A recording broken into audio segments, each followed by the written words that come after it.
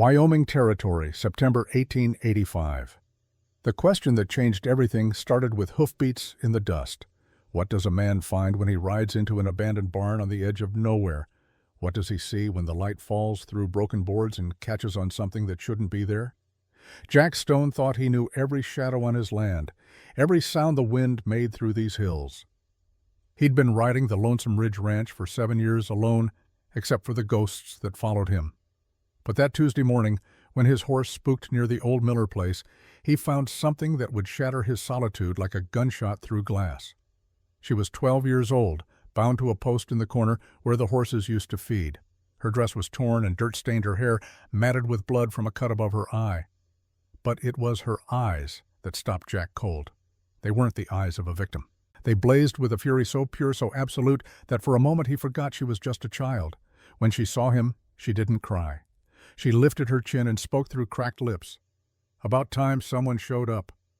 This is the story of 7 days that would change 2 lives forever. This is the story of justice, courage, and a lawman's child who refused to stay buried with her father's badge.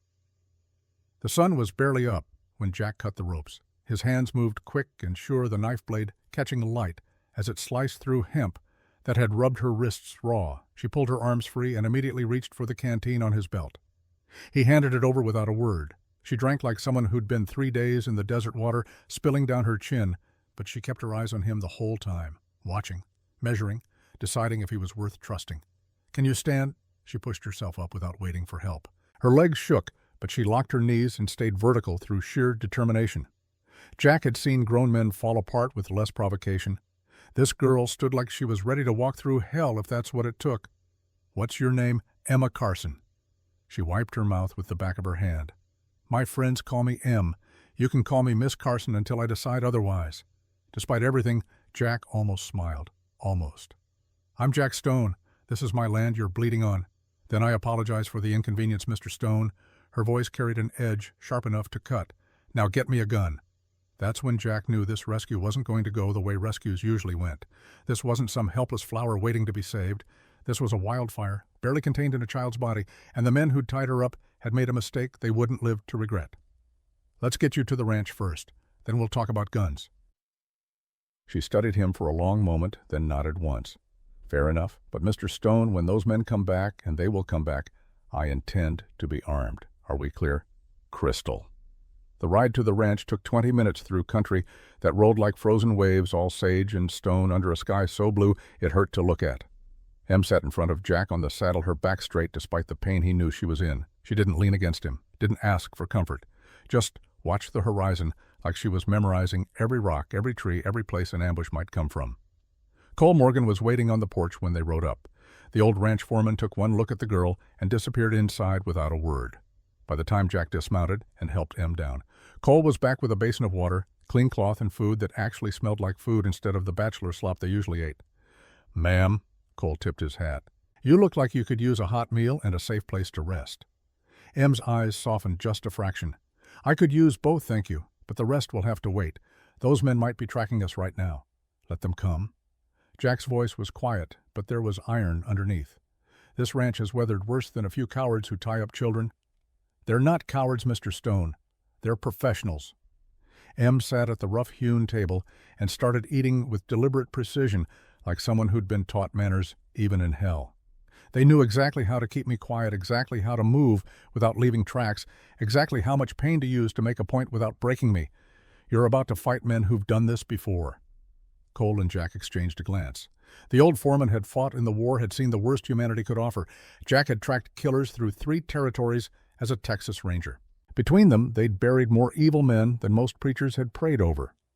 But this 12-year-old girl with blood in her hair was talking about her captors like a general discussing enemy tactics. "Tell us what happened." Jack pulled out a chair and sat across from her. "Start from the beginning." Em took another careful bite, chewed, swallowed, then set down her fork with hands that barely trembled. 3 weeks ago, my father received a telegram. Marshal Tom Carson, that's my pa. Someone in Cedar Hollow was claiming the local sheriff was actually Frank Garrett, a land thief my father had been tracking for 5 years. Garrett steals land by murdering the owners and forging deeds, then uses his fake badge to make it all look legal. She picked up her fork again. Pa brought me along because the last time he left me with my aunt in Denver, she tried to marry me off to a banker's son. I'm 12. I told her where she could put her matchmaking plans. Cole coughed to hide what might have been a laugh. Jack just waited. We got to Cedar Hollow 4 days ago. Pa started asking questions, being careful, being smart. But Garrett was smarter, or at least he moved faster. Em's voice stayed steady, but her knuckles went white around the fork. They took me from the hotel room while Pa was meeting with the town council, left him a note saying if he didn't ride out and forget what he'd seen, they'd send me back to him one piece at a time. Your father wouldn't leave. It wasn't a question. My father was the best lawman in 3 territories. He didn't run from murderers, and he didn't abandon his daughter. Pride flickered in her eyes like firelight. He came after me. I don't know what happened next. I was already in that barn listening to them argue about whether to kill me quick or use me as bait for as long as necessary. Jack felt something cold settle in his chest. How long were you there? 3 days, maybe 4. I lost count. She met his eyes without flinching. They gave me water but no food. Wanted me weak but conscious. Smart, like I said. But they made one mistake. What's that? They underestimated what a lady can do when she's properly motivated. Em pulled up her sleeve. Underneath the dirt and bruises, Jack could see burns. Fresh ones. They used cigarettes to make their point. But every time they hurt me, I memorized another detail. The scar on the tall one's hand, the way the short one favored his left knee, the fact that their boots were custom-made in Silver City, not Cedar Hollow. I know who they are, Mr. Stone, and when the time comes, I'll make sure they answer for it. Cole set down the coffee pot he'd been holding. Lord have mercy. He might. Em's smile was thin and sharp. But I won't. The morning stretched into afternoon. Em refused to rest until she'd cleaned herself up, and she refused help doing it. When she came back from the washroom, the blood was gone from her hair, and she'd changed into spare clothes Cole had scrounged from somewhere. They were too big, but she'd belted them tight and rolled the sleeves. She looked like a child playing dress-up, until you saw her eyes. Jack watched as she examined the rifle Cole had set on the table. She checked the action with practiced ease, sighted down the barrel, nodded approval. Winchester, 73, good choice. What's the accuracy at 100 yards? Better than most men can shoot. Cole was trying not to look impressed. Failing. My pa taught me to shoot when I was 8. Said a lady should know how to defend herself and how to put food on the table if circumstances required it. Em set the rifle down with careful respect. I can hit a playing card at 50 yards, Mr. Stone. At 100, I can hit the suit. Jack had been wondering when she'd show her hand. Every survivor had a moment when they proved they weren't just lucky to be alive. They were dangerous. This was Em's moment. Show me. They walked out to the range Cole had set up behind the barn. Empty bottles on fence posts, playing cards nailed to boards at various distances. Em took the Winchester, checked the load one more time, then settled into a stance Jack recognized. Military precision. Her father had trained her the way Rangers trained their own. She fired once. A bottle exploded at 50 yards. Fired again. A card fluttered to the ground with a hole through the heart. 3 more shots, 3 more targets destroyed. She lowered the rifle and looked at Jack with an expression that said, "Your move. Who taught you to shoot like that?" "I told you, my pa." She handed the rifle back to Cole. "But he didn't just teach me to shoot. He taught me to track to read sign, to know when someone's lying by the way they breathe. He taught me that protecting people who can't protect themselves matters more than personal comfort." Her voice cracked just for a second. "He taught me to be a lawman's child, Mr. Stone. And that's exactly what I am." Something in Jack's chest, something that had been frozen since the fire that took his wife and child 7 years ago, started to thaw. He'd thought he was done caring about people, thought he was done fighting other people's battles. But this girl standing in his yard, this federal marshal's child with steel in her spine and her father's training in her bones, she was pulling him back into a world he'd tried to leave behind. "Where's your father now?" The question hung in the afternoon air like a noose waiting to drop. Em opened her mouth to answer, but before she could speak, Cole came running from the house with a telegram in his hand. His face had gone the color of old ash. "Jack, you need to read this." The telegram was from Silver City, from Judge William Kane. Jack read it once, then twice, then looked at Em, and wished to God he didn't have to say what came next. "I'm sorry, Emma." She knew. Of course she knew. The way her shoulders straightened, the way her jaw set, the way her hands curled into fists at her sides. She knew before he said another word. Marshal Tom Carson was found dead 3 days ago on the road between Cedar Hollow and Silver City, shot twice in the back. The local sheriff, a man calling himself Wade Garrett, has declared it an unsolved murder and closed the investigation. The silence that followed was the kind that breaks men. Jack had heard that silence before, in the moments after telling someone their world had just ended. He'd heard it in his own head the day they told him about the fire. It was the sound of everything good being ripped away, leaving nothing but rage and grief fighting for space in a heart too small to hold both. Em didn't cry, didn't scream, didn't fall apart the way anyone, child or adult, had a right to do. She stood there in clothes too big for her frame, holding a borrowed rifle, and spoke words that would echo through the next 7 days like a battle cry. "Frank Garrett killed my father. We don't know that for certain." "Yes, we do." She turned to face Jack full on, and what he saw in her eyes wasn't just grief or anger. It was clarity, pure, terrible clarity. "Garrett took me to draw Pa out. When Pa came, Garrett killed him and made it look like a random murder. Now he thinks he's safe because the only witness is a 12-year-old girl who's supposed to be too scared or too stupid to do anything about it." She lifted her chin, and Jack saw Tom Carson looking back at him through his daughter's face. Saw the lawman who'd been legendary for his patience, his precision, his absolute refusal to let murderers walk free. "He's wrong, Mr. Stone. I'm not scared. I'm not stupid. And I'm not going to let my father's killer hide behind a fake badge and a closed investigation." Her voice dropped to something cold and certain. "I'm going to finish what Pa started. I'm going to prove Garrett's a fraud and a murderer, and I'm going to watch him hang. You're 12 years old. I'm Tom Carson's child." She said it like a title, like a rank earned in blood. "That means something. That means I don't run. I don't hide. I don't let evil men win just because the fight's hard." She paused. "My pa died for this town, Mr. Stone. For these people who are too scared or too corrupt to stand up to Garrett themselves. I won't let his death mean nothing." Jack looked at this child who talked like a general, who shot like a ranger, who'd been tortured and orphaned, and still stood tall. He thought about his own daughter dead at 6 years old, who never got the chance to grow into whatever fierce thing she might have become. He thought about 7 years of running from the fight, hiding on his ranch, pretending the world's problems weren't his anymore. Then he made a decision that would change everything. "All right," Em blinked. "All right. You want to finish what your father started, you're going to need help. You're going to need someone who knows how to fight men like Garrett, someone who's tracked killers before and lived to tell about it." Jack held out his hand. "You're going to need me." She stared at his hand for a long moment. Then she reached out and gripped it with a strength that surprised him. Her palm was calloused from the reins and rifle work. Her grip was firm and sure. "Thank you, Mr. Stone. Call me Jack. And one more thing. Yes, protecting people who can't protect themselves is the highest calling anyone can answer, but that doesn't mean we let murderers walk free."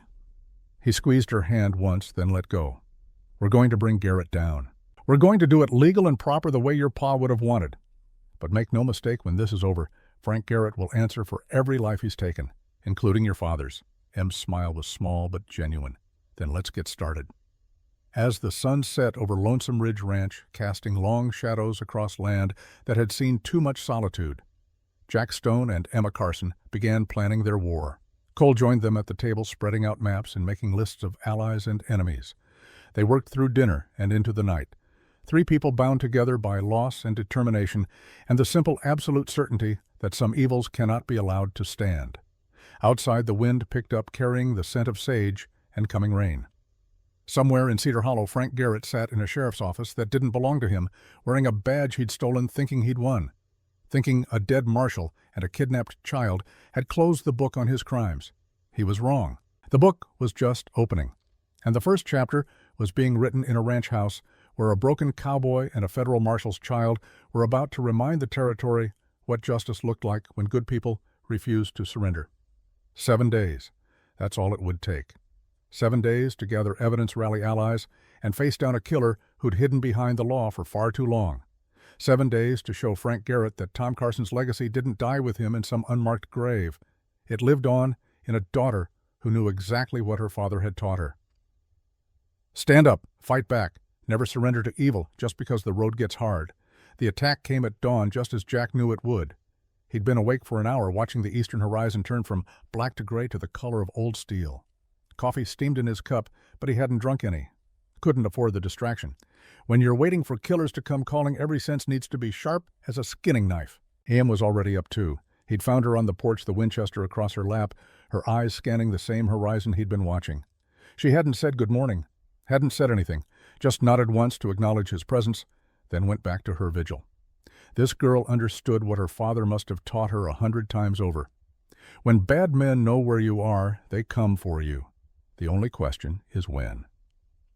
Cole emerged from the bunkhouse leading 3 ranch hands, all armed, all moving with the careful quiet of men who'd done this before.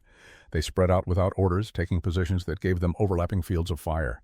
Good men, loyal men, the kind who didn't ask questions when their boss told them to prepare for war. "How many do you think?" Cole's voice was barely a whisper. "At least 5. Jack set down his coffee. "Garrett won't send everyone. Needs to keep some in town to maintain his sheriff charade. But he'll send enough to make sure the job gets done. And the job is killing a 12-year-old girl. The job is silencing the only witness who can prove he murdered a federal marshal." Jack checked his revolver one more time, "which means he won't stop until she's dead, or he is." Em spoke without looking away from the horizon. "Then we'd better make sure it's him." The sun broke over the ridge at 6:17. The riders came 5 minutes later. They moved in a loose formation, 5 men on horses that had been ridden hard through the night.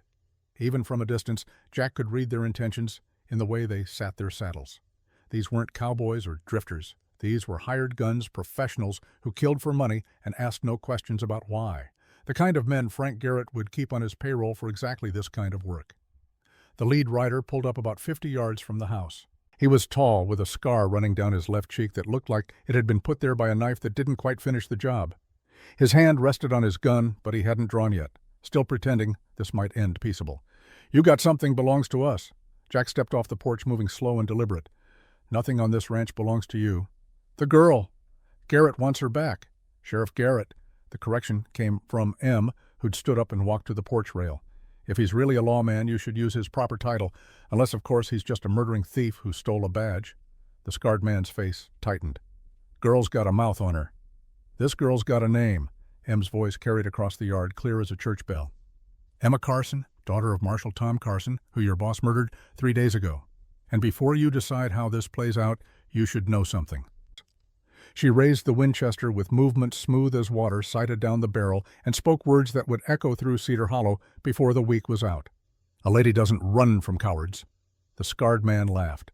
Actually laughed like the idea of a 12-year-old girl threatening him was the funniest thing he'd heard all month. He was still laughing when M pulled the trigger. The shot cracked across the morning air. The scarred man's hat flew off his head, the bullet passing so close to his scalp that he felt the heat. He stopped laughing, reached up to touch his head like he couldn't quite believe it was still attached. Then his face went hard as tombstone granite. "You little—" M worked the lever action, chambering another round. "Next one goes through your knee, the one after that through the other knee. Then we'll have a real conversation about who's brave enough to threaten a child." Jack had seen a lot of things in his years as a ranger. Had seen men face down grizzly bears and hostile war parties without flinching. But he'd never seen anything quite like the expression on that scarred killer's face when he realized this 12-year-old girl meant every word she said. "You're making a mistake." "No." M's voice dropped to something cold and final. "Your boss made the mistake when he killed my father. You made yours when you rode onto this ranch thinking I'd be an easy target. Now you have 2 choices. Ride back to Garrett and tell him Tom Carson's legacy don't run, or stay here and find out what happens when you corner a federal marshal's child who was raised to fight." The scarred man's hand moved toward his gun. That's when the world exploded into violence. Jack drew and fired in one smooth motion, his bullet kicking up dirt at the scarred man's feet. A warning shot that said the next one wouldn't miss. Cole's rifle barked from the bunkhouse window, catching another rider in the leg. The ranch hands opened up from their positions, controlled fire that spoke of military training and steady nerves. The attackers scattered returning fire as they tried to find cover that wasn't there. Jack had designed the ranch with defense in mind after the fire that took his family. There were no blind spots, no convenient rocks or trees close enough to hide behind. Just open ground and men with rifles who knew how to use them. Em didn't run for cover. She stayed on that porch like it was her appointed post, working the Winchester with mechanical precision. She didn't aim to kill. Every shot was calculated, designed to wound and warn. A bullet through a stirrup that sent a rider tumbling. Another that shattered a rifle stock. A third that punched through a saddlebag and sent supplies scattering. "Get to cover!" Jack shouted at her between shots. "I'm where I need to be." She fired again, and another attacker's horse bolted, throwing its rider into the dust. "They came for me. They can look me in the eye while they fail." The fight lasted maybe 3 minutes, but time stretches in gunfights the way it does in nightmares. Every second feels like an hour. Every movement happens in crystal clarity. Jack had been in dozens of shootouts, and this one was different only because of the girl on the porch who fought like she'd been born to it. When the smoke cleared, 2 of Garrett's men were down with wounds that would slow them but not kill them. The other 3 had retreated out of rifle range, regrouping and trying to decide if collecting their wounded was worth another run at the ranch. The scarred man sat his horse staring at Em with something between fury and grudging respect. "Tell Garrett," Em called out, her voice steady despite the adrenaline that must be screaming through her veins, "that Tom Carson's child is coming for him. Tell him the law is coming, and it won't stop just because he hides behind a stolen badge. Tell him I'm my father's legacy, and that means something in this territory." The scarred man spat blood. "You just made yourself a target, girl." "I've been a target since your boss murdered my pa." Em lowered the rifle but didn't take her eyes off him. "Difference is now I'm a target who's shooting back. Now get off this land before I decide wounded men don't deserve mercy." They left, collected their wounded, turned their horses, and rode back toward Cedar Hollow at a pace that spoke of defeat and damaged pride. Jack watched until they disappeared over the ridge, then turned to look at Em. She was trembling now, the adrenaline draining away and leaving her with the reality of what had just happened. But she kept her feet, kept her chin up, kept that rifle ready in case they changed their minds and came back. "You all right?" "No." The honesty in her voice cut deeper than any lie would have. "But I will be." Cole climbed down from the bunkhouse, checking the 2 wounded men who'd been left behind. One was unconscious from blood loss. The other was conscious enough to glare hatred at everyone who came near. The ranch hands zip-tied them both and dragged them into the barn to wait for medical attention. "That was either the bravest thing I've ever seen," Cole said to Em, "or the most foolish. Can't it be both?" For the first time since the shooting started, Em smiled, small and tired, but genuine. "My pa always said courage and foolishness look the same from the outside. The only difference is whether you survive to tell the story. Tom Carson was a wise man." "Yes." The smile faded. "He was." They spent the rest of the morning securing the ranch and tending to the wounded attackers with more care than those men deserved. Jack wasn't cruel, wasn't interested in torture or revenge, but he was interested in information, and wounded men tend to talk when they realize cooperation might be the only thing standing between them and a noose. The scarred man had been Billy Cutter, known gun for hire, with a reputation for brutality. The unconscious one was named Reese, no last name anyone knew, wanted in 2 territories for murder. Both worked for Garrett. Both had been present when Marshall Carson was killed. Both were now evidence that would hang alongside their boss when the time came. By noon the sun had burned off the morning chill and turned the day hot. Em sat in the shade of the porch cleaning the Winchester with the kind of focused attention that spoke of ritual rather than necessity. Jack watched her from the doorway, seeing not just a 12-year-old girl, but something more. Something forged in pain and tempered in loss. Something dangerous in the way a drawn blade is dangerous. Beautiful and terrible all at once. "You ever killed a man before today?" He asked it quiet, not wanting to intrude but needing to know. "No." She didn't look up from her work. "You, more than I care to count." "Does it get easier?" "No." Jack sat down beside her. "And if it ever does, that's when you need to worry. That's when you've lost the part of yourself that makes you human." Em nodded slowly, still focused on the rifle. "I wasn't trying to kill them today. That's why I aimed low." "I know. But I would have. If they'd kept coming. If they'd threatened you or Cole or any of the hands." She finally looked up, meeting his eyes with that same fierce clarity she'd shown since the moment he found her. "Does that make me a bad person? That I could kill to protect people I barely know?" "No." Jack's voice was gentle but firm. "It makes you someone who understands that sometimes violence is the only language evil men understand. Tom Carson didn't raise you to be a killer, Em. He raised you to be a protector. There's a difference." "What's the difference?" "Killers enjoy the work. Protectors do what's necessary and carry the weight of it forever." He paused, choosing his next words carefully. "I can see you're already carrying that weight. The weight of what you did today, of what you might have to do tomorrow. That weight tells me everything I need to know about who you are." They sat in comfortable silence for a while, the kind that forms between people who face death together and come out the other side. The ranch settled back into its rhythms. Horses needed feeding. Fences needed mending. Life continued despite the violence because that's what life does. It continues. That evening, after the work was done and the wounded prisoners secured, they gathered around the fire pit behind the house. Cole had cooked beans and bacon, simple food that tasted better than it had any right to after the day they'd had. Em ate slowly, her appetite fighting with exhaustion and winning by inches. "Tell me about your father." Jack surprised himself with the question. He wasn't usually one for personal talk, but something about this girl in this moment made him want to know, made him need to understand the man who'd raised such a remarkable child. Em stared into the fire for a long time before speaking. "He was the best man I ever knew. Not perfect. He could be stubborn as a mule and twice as ornery when someone questioned his judgment, but he was good, truly good in a way that's rare in this world." She poked at the fire with a stick, sending sparks spiraling into the night. "Mama died when I was 6, cholera. Pa raised me alone after that. Could have sent me to live with relatives, made his job easier, but he said I was his responsibility and he wasn't going to abandon me just because the road got hard. So he brought you with him. Everywhere, every town, every investigation, every moment of his work. He taught me to track by following deer through the Colorado high country, taught me to shoot by hunting rabbits for our supper, taught me to read people by sitting quiet in saloons and watching how men behaved when they thought no one important was looking." Em's voice grew softer, heavy with memory. "He used to say that being a lawman wasn't about the badge or the gun. It was about standing between ordinary people and the predators who'd hurt them. He said some men are born with a hunger to harm others, and the only thing stopping them is someone willing to say no, someone willing to fight. He taught you to fight.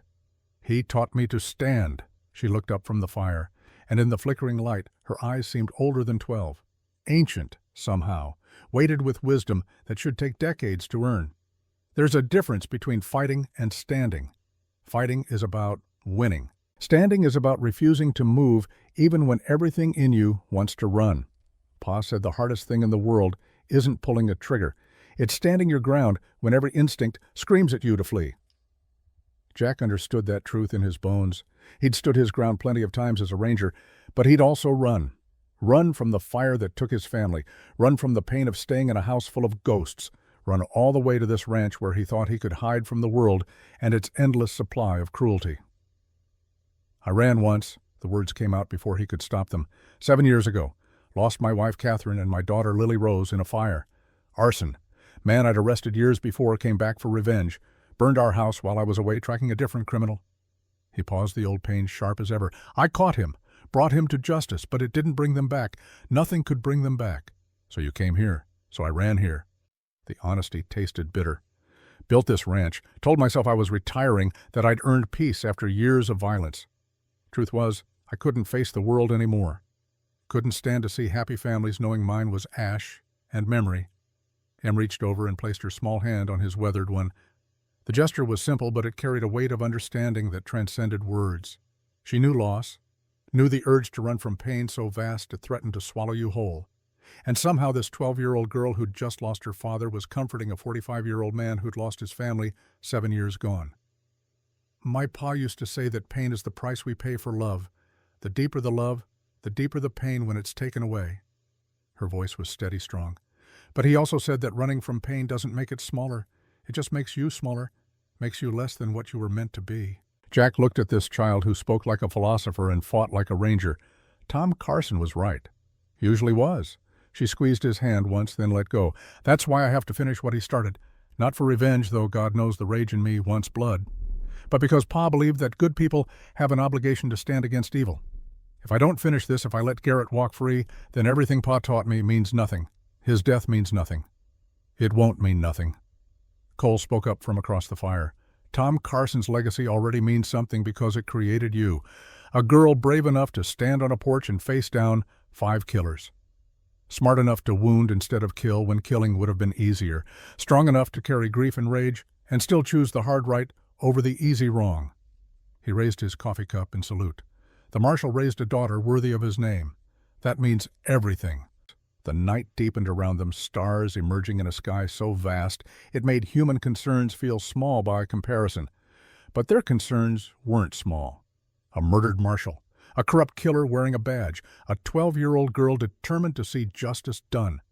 These were the ingredients of legend, the kind of story that would be told around fires for generations if they survived to tell it.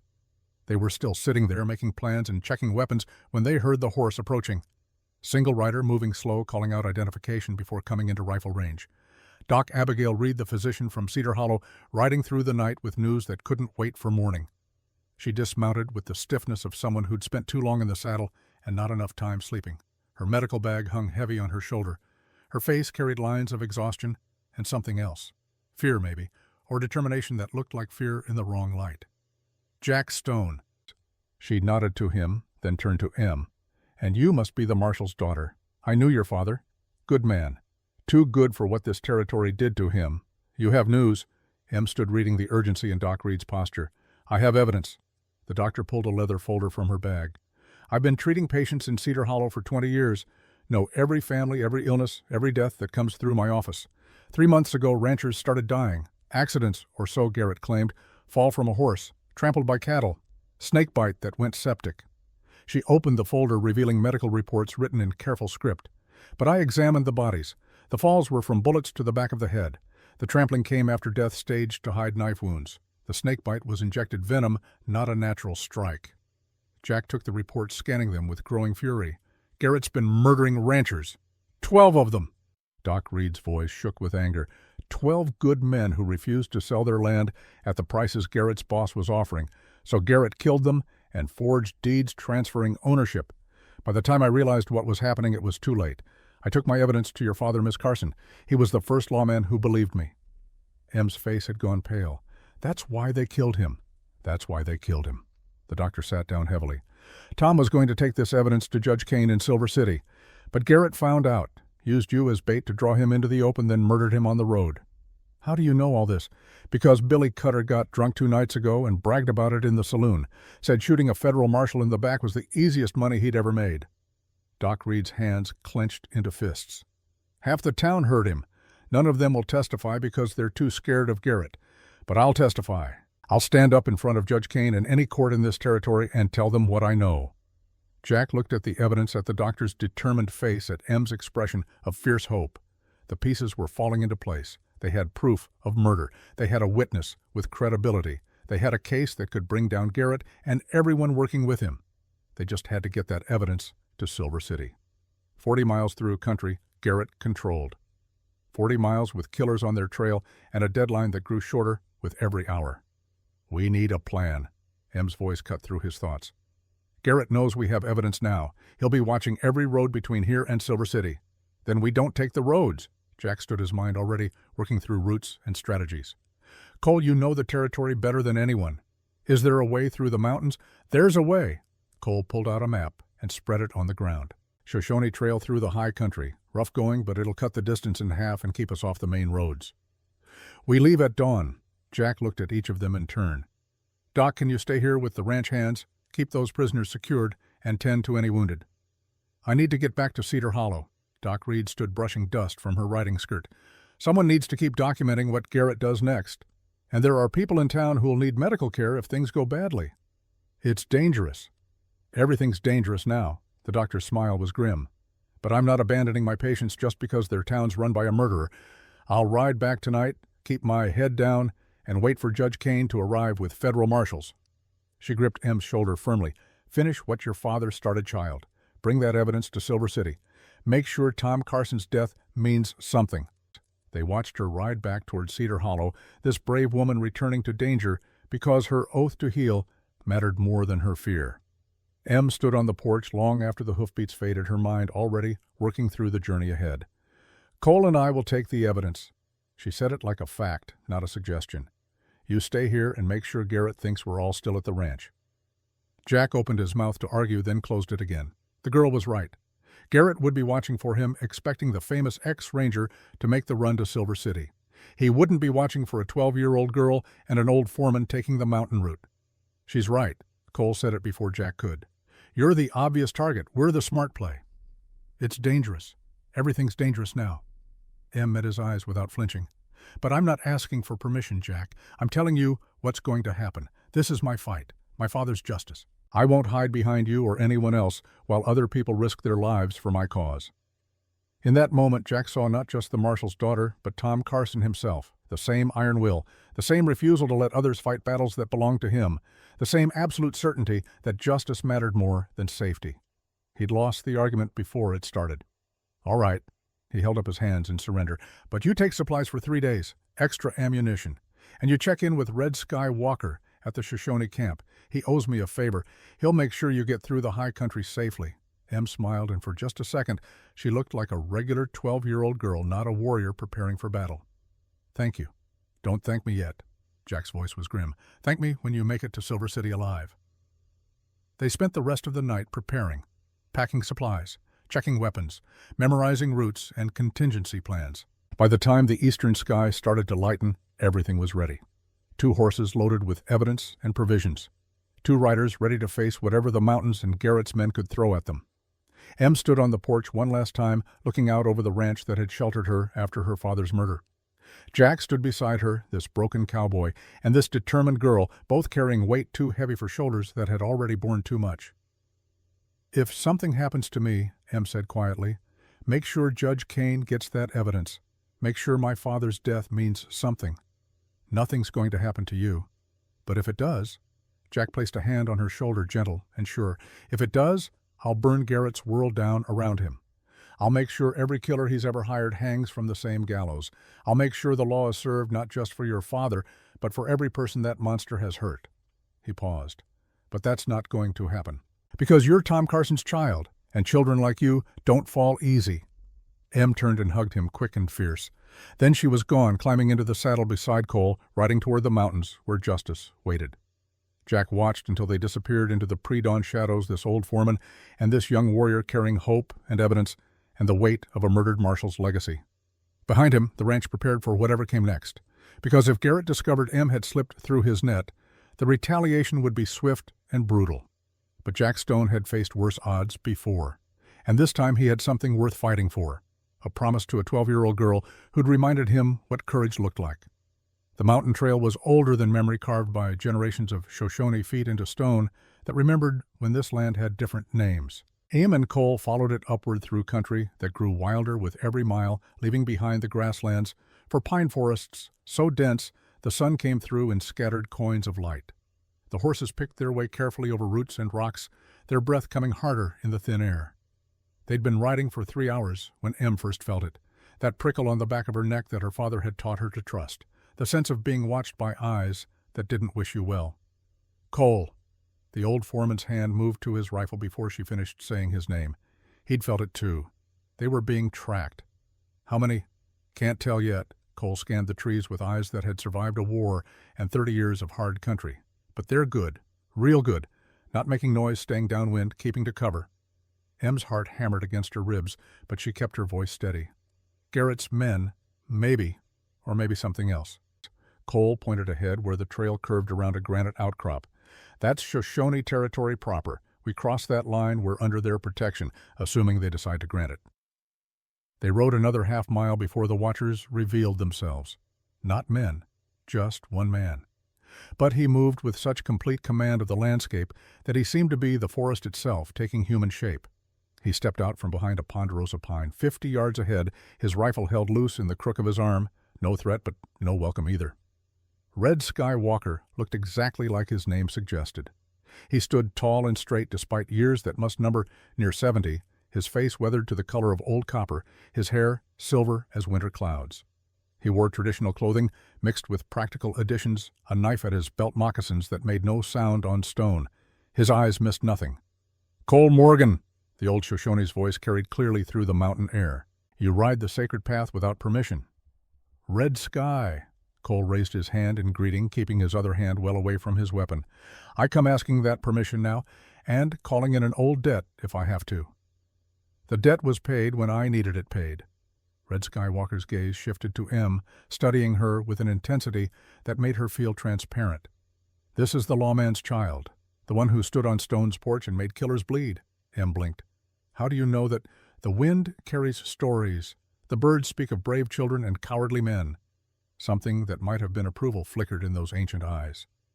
"Your father hunted men who preyed on my people, never asked for payment, never demanded gratitude, just did what was right, because right needed doing. You knew my pa, I knew of him. In this territory, that's the same as knowing." Red Sky Walker lowered his rifle, the gesture subtle but significant. "Tom Carson was a good man in a land that eats good men. What he started you finish.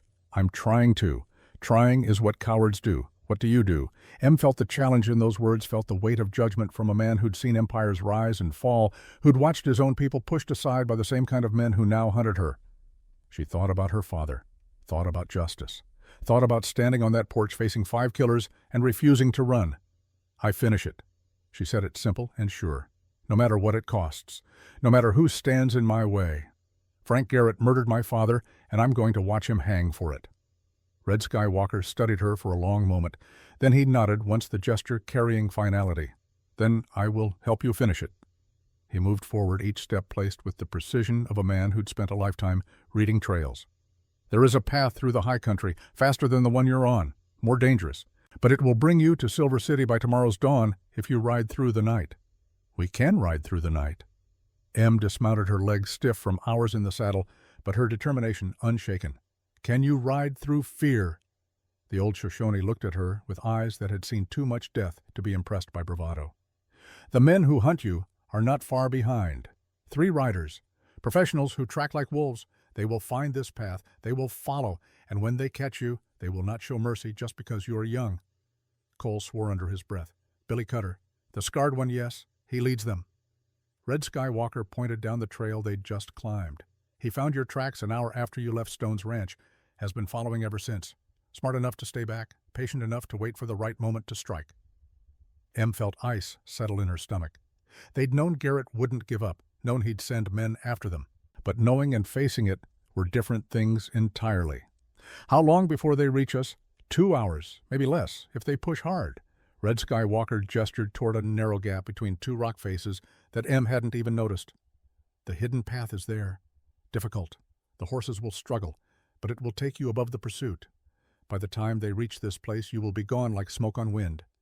And if they follow us up, then you will have the high ground and enemies climbing toward your rifles. The old man's smile was thin and hard. Tom Carson understood strategy. I think his legacy does too. Cole checked the supplies, redistributing weight to make the climb easier on the horses. Em helped, her hands moving with automatic efficiency while her mind raced through scenarios. Fight here on level ground. Run and hope to lose them. Take the high path and risk the horses on dangerous terrain. Each option carried its own dangers, its own potential for disaster. Red Sky. She met the old warrior's eyes. My pa used to say courage isn't the absence of fear. It's riding through fear toward what needs doing. For the first time, Red Skywalker's face softened into something that might have been a smile. Tom Carson was wise, and yes, he and I would have been friends. We are the same kind of men, the kind who see what is right and do it even when doing it costs everything. He paused. You are that kind too. I see it in your eyes. The Marshal's legacy, not by blood alone, but by choice and training and will. Thank you. Don't thank me yet, young one. Thank me when you reach Silver City alive and see justice done.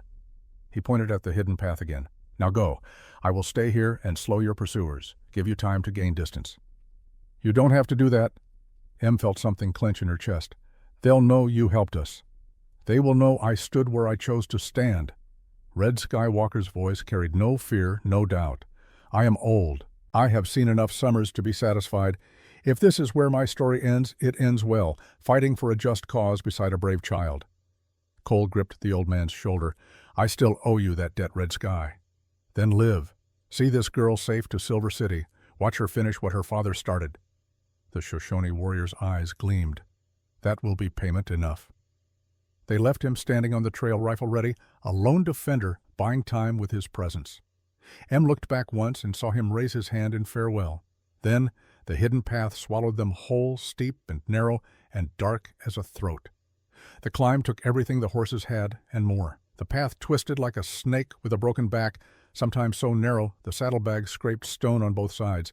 Em's horse stumbled twice, caught itself twice, kept climbing, because stopping meant sliding backward into a fall that would end with broken bones and circling vultures. They were halfway up when they heard the shots. 3 rifle cracks echoing through the canyon, spaced and deliberate. Then silence, the kind of silence that comes after something irreversible has happened. Red Sky, Cole's voice was rough. Em didn't let herself think about it. Couldn't afford to. The old warrior had made his choice the same way her father had made his. You stood where you needed to stand. You did what needed doing. And you didn't dishonor someone's sacrifice by falling apart when they'd bought you time with their blood. Keep climbing. She dug her heels into her horse's flanks. We make his stand mean something by finishing this. They reached the high path as the sun started its slide toward evening. Up here, the air was thin enough to make breathing work cold enough to bite through jackets that had been warm at lower elevations. But the view stretched for miles in every direction, and Em could see the trail below, where 3 riders had stopped near the place where Red Sky Walker had made his stand. Billy Cutter. She recognized him even from this distance by the way he sat his horse, that casual cruelty in every movement. He was pointing up toward the hidden path, arguing with his companions. They'd found the trail. Now they had to decide whether to follow or report back to Garrett that Tom Carson's legacy had slipped through their fingers. Cole pulled out a small telescope, the kind scouts used in the war. He studied the riders for a long moment, then handed it to Em without comment. She looked through the brass tube and saw what Cole had seen. Billy Cutter wasn't arguing. He was grinning. The kind of grin that said he'd been hoping for a chase, that killing Red Sky Walker had just been the warm-up for the real hunt. They're coming after us. I know.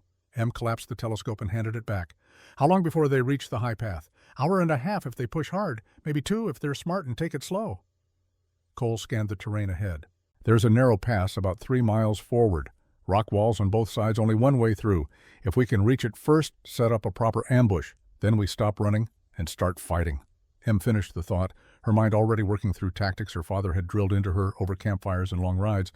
We'll need the high ground, cover for the horses, clear sight lines for at least 100 yards. You've done this before. Pa used to set up scenarios, make me think through how to defend a position or assault one. Said thinking through violence before it happens makes you faster when bullets start flying. She looked back the way they'd come. Those men killed Red Skywalker. They killed my father. They'll kill us if we let them, so we don't let them. They rode hard for the pass, pushing the horses to speeds that were dangerous on the narrow trail, but necessary if they wanted to reach defensible ground before Billy Cutter caught up. Em's mind stayed cold and focused, running through possibilities. 3 men against 2, but she and Cole had better position, better motivation, and she had something those killers didn't have. She had her father's training and the absolute certainty that surrender wasn't an option.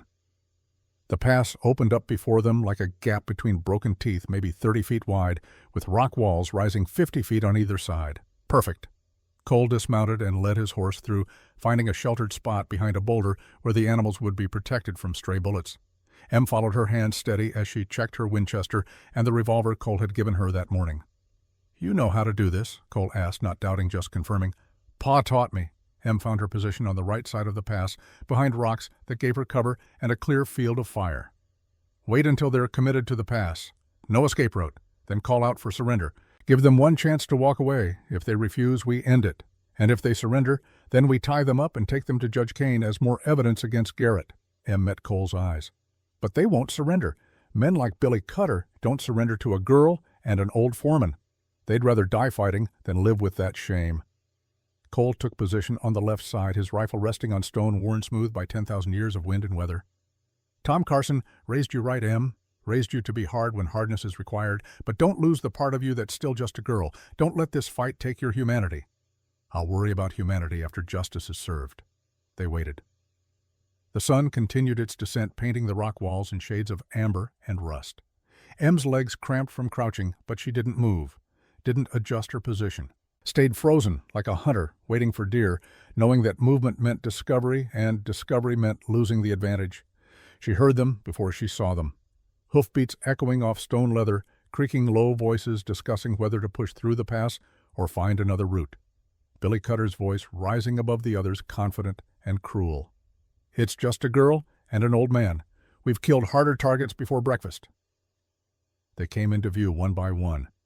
Billy Cutter first, that scarred face twisted in anticipation.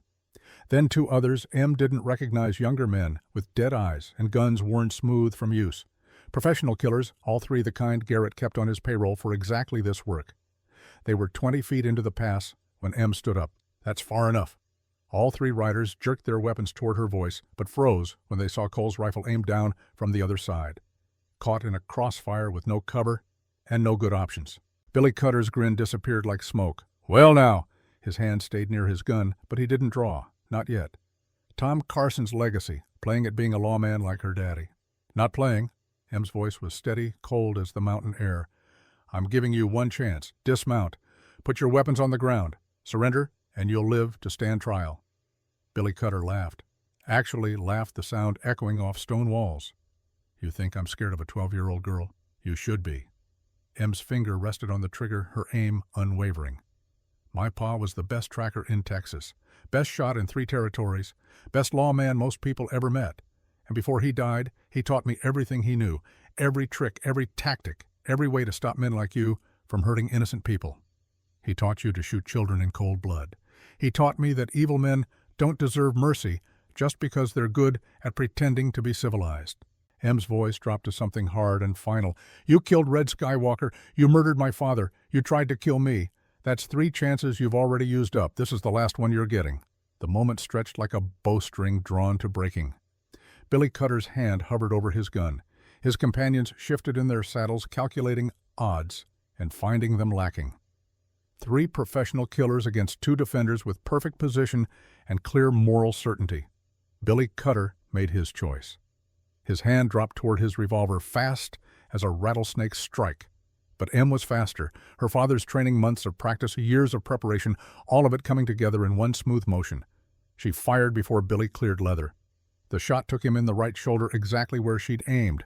Not to kill, to disarm, to stop the threat while preserving the evidence. Billy screamed and fell from his horse, his gun tumbling into the dirt.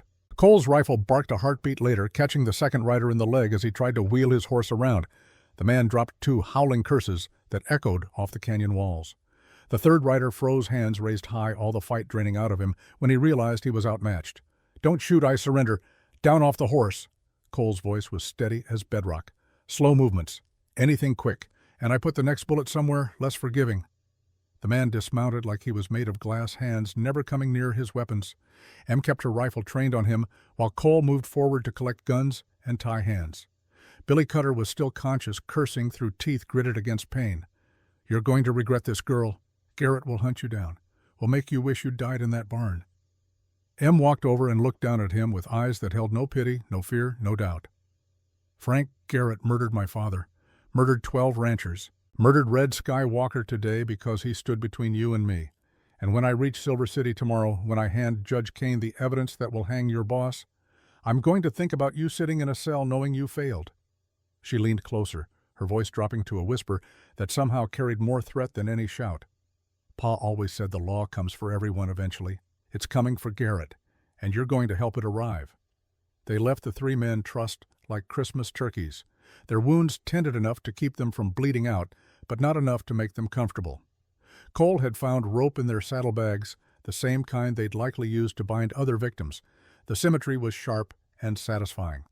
"What do we do with them?" Cole asked, checking the knots one last time. "Leave them." M was already mounting her horse. "They're not going anywhere, and we can't spare the time to take them with us. Judge Kane can send men back to collect them after we deliver the evidence." "They might die out here. Then they die." M's voice held no remorse. "Red Skywalker died buying us time. I won't waste his sacrifice by slowing down to nursemaid the men who killed him." They rode out of the pass as the last light faded from the sky, leaving their enemies bound and helpless behind them.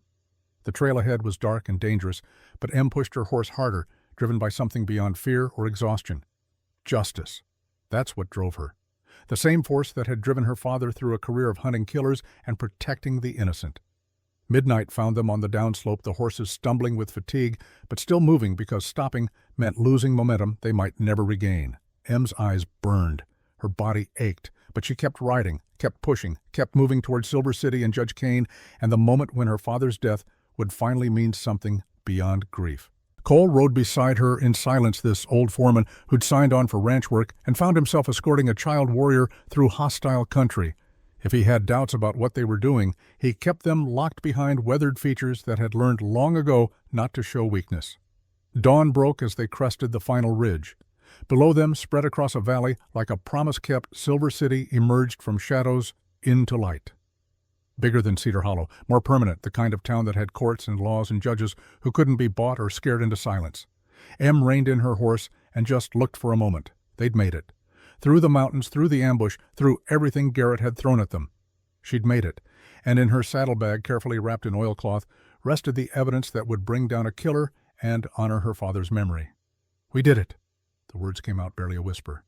"We did." Cole smiled, tired but genuine. Tom Carson would be proud, Em, prouder than you can imagine. She thought about her father, thought about his lessons and his patience, and the way he'd always believed she could be anything she set her mind to, lawman, tracker, warrior, whatever the situation required. He'd prepared her for this moment without either of them knowing it would come so soon. "Let's finish it." Em touched her heels to her horse's flanks. "Judge Kane needs to see this evidence before Garrett realizes we made it through." They rode down into Silver City as the town was waking past buildings built to last, past people who looked at them with curiosity but not suspicion. Em guided her horse straight to the courthouse, that imposing structure of stone and timber that represented everything her father had believed in: law, order, justice. Judge William Kane was already in his chambers, an early riser with a reputation for fairness that had survived 30 years on the bench. When Em and Cole walked in, dusty and exhausted, and carrying evidence wrapped in oilcloth, he looked up from his paperwork with eyes that had seen too many tragedies to be easily shocked. But what Em said next shocked him anyway. "Judge Kane, my name is Emma Carson. I'm Marshal Tom Carson's daughter. My father was murdered by a man named Frank Garrett, who's been posing as the sheriff of Cedar Hollow. I have evidence of 12 murders, land fraud, and a conspiracy that stretches back 5 years, and I'm here to make sure my father's death means something." She placed the oilcloth package on his desk, her hands steady despite exhaustion that threatened to pull her down like an anchor. "I'm here to ask for justice, not revenge, not retribution, just justice. The kind my pa spent his whole life fighting for." Judge Kane opened the package, started reading. And as the morning light streamed through his windows, as the evidence of Frank Garrett's crime spread across polished wood, the machinery of real justice began to turn, the machinery that would grind Frank Garrett and his killers into dust, the machinery that would prove Tom Carson had raised a legacy worthy of his name, the machinery that would show the world what happened when you murdered a federal marshal and left his child alive to tell the story. Judge William Kane had presided over courts in 3 territories for 30 years. He'd sentenced rustlers and murderers, had seen evidence of every crime humanity could devise, had learned to read truth and lies in the faces of desperate men. But as he spread the documents across his desk, as he read Doc Abigail Reed's meticulous medical reports and studied the land deeds with their forged signatures, something in his weathered face cracked open like ice breaking on a spring river. "Tom Carson was my friend." The judge's voice was rough, heavy with emotion he didn't try to hide. "We served together in the war, fought side by side at Shiloh. I watched him save 3 wounded men under fire, carrying them one by one through hell while bullets tore up the ground around him." He looked up at Em with eyes gone bright. "He wrote me about you, said his daughter was the finest thing he'd ever done, said raising you right mattered more than every criminal he'd ever caught." Em felt something give way inside her chest. She'd been strong for so long, strong in the barn, strong on the porch, strong through the mountains and the ambush and the desperate ride through darkness. But hearing this old judge talk about her father with such obvious love, it broke something in her that needed breaking. The tears came hot and sudden. She didn't wipe them away, just let them fall, while Judge Kane watched with understanding that transcended words. "He loved you too, sir. Talked about you all the time. Said you were the only judge west of the Mississippi who couldn't be bought or scared." Tom was generous. Kane stood and moved to the window, his back to her, while she composed herself, giving her privacy for grief without making her feel weak for showing it. But he was also right about Garrett. "I've had suspicions for 2 years. Deaths that didn't add up, land changing hands too quickly, but I had no proof, no witness willing to testify." He turned back, and Em saw something dangerous in his expression, something that reminded her why bad men feared this judge despite his gray hair and lined face. "Now I have proof, and I have a witness." Kane's hand came down on the documents with quiet finality. "Emma Carson, daughter of Marshal Tom Carson. I'm formally deputizing you as a federal witness. Your testimony combined with this evidence is enough to issue warrants for Frank Garrett and every man working with him." Em stood straighter despite exhaustion, pulling at her bones. "How long before you can act?" 3 days to assemble a proper posse, 20 good men, federal marshals from Denver and Santa Fe, will ride to Cedar Hollow, enforce arrest Garrett, and bring him back here for trial." The judge's smile was thin and hard. "By this time next week, your father's killer will be sitting in a cell waiting for the hangman. 3 days. Em felt something cold settle in her stomach. Garrett will know I made it here, will know I have the evidence. What's to stop him from running? Pride. Cole spoke up from where he'd been standing silent by the door. Men like Garrett don't run. They double down, get more dangerous when they're cornered. Judge Kane nodded slowly. Cole's right. Garrett spent 5 years building his empire, won't abandon it without a fight. He paused, considering. I'll send riders today. Notify the territorial marshal. Put out warrants across 3 territories. If Garrett runs, he won't get far. Em wanted to believe that. Wanted to think justice would be swift and certain. But something nagged at her, a whisper of worry she couldn't quite silence. Her father had taught her to trust her instincts, and her instincts were screaming that 3 days was too long. That Garrett wouldn't wait patiently for federal marshals to arrive. That cornered men did desperate things. Judge Kane, can I send a telegram to Jack Stone's ranch? Let them know we made it safely. Of course, courthouse has a telegraph office. The judge gestured toward the door. Cole can show you. Meanwhile, I'll start assembling the posse. Get everything legal and proper so there's no question about jurisdiction or procedure. Em followed Cole down the hall to a small room where a telegraph operator sat reading a week-old newspaper. She dictated a simple message. Arrive safely. Evidence delivered. Judge gathering posse. 3 days. Tell Doc Reed and Jack we're coming home. The operator tapped it out in quick, efficient bursts. Then they waited for confirmation the message had been received. 30 seconds. A minute. 2 minutes. Em's unease grew with each passing moment. Finally, the telegraph clattered to life. But the message that came back wasn't from Jack Stone's ranch. It was from someone else entirely. Someone Em didn't know, but whose words hit like a physical blow. Stone Ranch under attack. Garrett burning Cedar Hollow. Need help now. The world tilted sideways. Em grabbed the edge of the desk to keep from falling, her mind racing through implications that grew worse with each heartbeat. Garrett wasn't waiting, wasn't running. He was burning everything down, destroying evidence and witnesses, making sure that even if she had proof, there'd be no one left alive to corroborate it. Cole, her voice came out steady through sheer force of will. We have to go back. We just rode all night to get here. Cole's face had gone gray. The horses won't make another hard ride. Then we get fresh horses. Em was already moving toward the door. Jack and Doc Reed are in danger. The whole town is in danger. I won't sit here safe while Garrett murders everyone who helped me. Judge Kane appeared in the doorway, having heard the commotion. What's happened? Em showed him the telegram, watched understanding and fury war across his features. Garrett's making his move. The judge's hands clenched into fists. Trying to destroy the evidence before we can act on it. He's trying to kill everyone I care about. Em's voice was cold final. And I'm not going to let that happen. Judge, I need to borrow horses. Fresh ones, fast ones. It's 40 miles back to Cedar Hollow. I know, but if we ride hard, if we don't stop, we can make it by nightfall. Em met his eyes without flinching.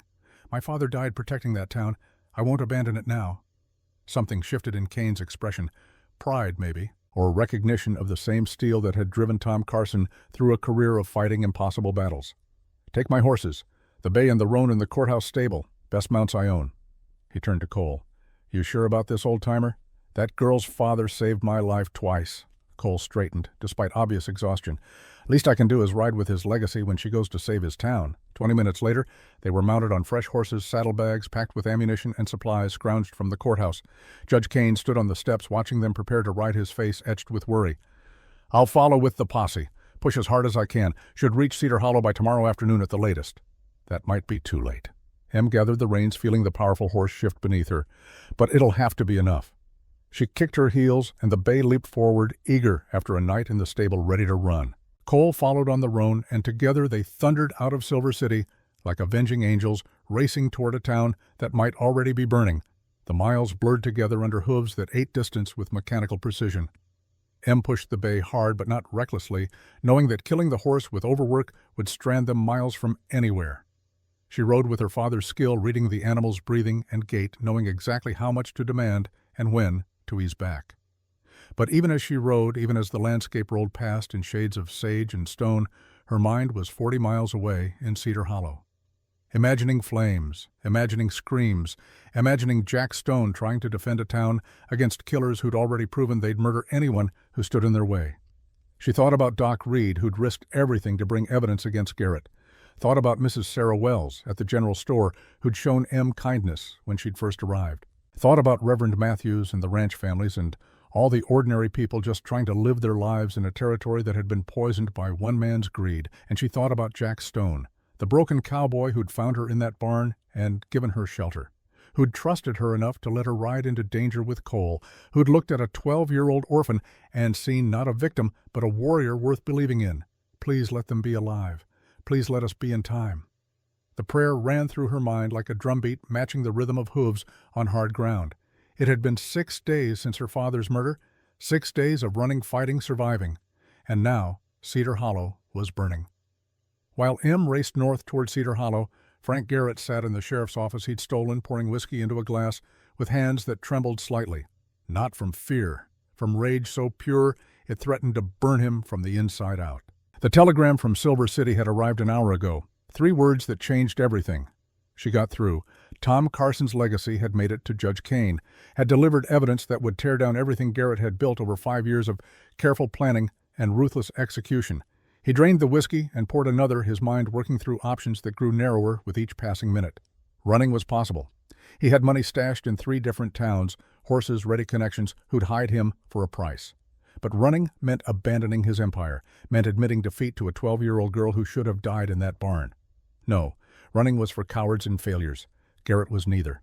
If Judge Kane wanted evidence, Garrett would destroy the evidence. If witnesses wanted to testify, Garrett would eliminate the witnesses. And if the marshal's legacy thought she'd won just by reaching Silver City, she was about to learn that victory and survival were 2 very different things. He stood and walked to the window looking out at Cedar Hollow's main street. Good people going about their morning business. Shopkeepers opening stores, ranchers buying supplies, children running between buildings playing games that involved more laughter than sense. Garrett felt nothing for them. They were obstacles, complications, loose ends that needed tying off before Kane's posse arrived. "Reese," he called to the man waiting in the back room, "gather everyone, every gun we have left. I've got a job that needs doing." Reese appeared a thin man with dead eyes and quick hands. One of the killers Garrett kept on permanent payroll for exactly this kind of situation. "What kind of job?" "The final kind." Garrett's smile was cold as winter's stone. "We're going to burn this town to the ground. Every building, every witness, every piece of evidence that connects me to anything illegal.